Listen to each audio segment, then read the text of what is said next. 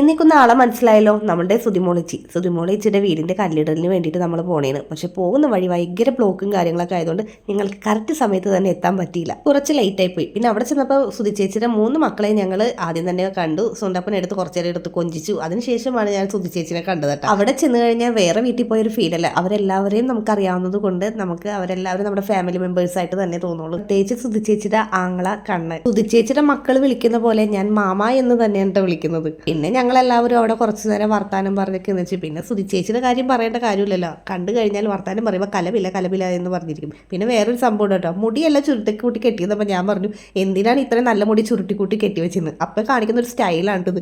അപ്പം തന്നെ അഴിച്ചിട്ട് പിന്നെ സമയം പോയത് അറിഞ്ഞില്ല കേട്ടോ. സുതിച്ചേച്ചിയായിട്ട് വർത്താനം പറഞ്ഞിരിക്കുമ്പോൾ അങ്ങനെയാണ്, സമയം പോയതേ അറിയില്ല.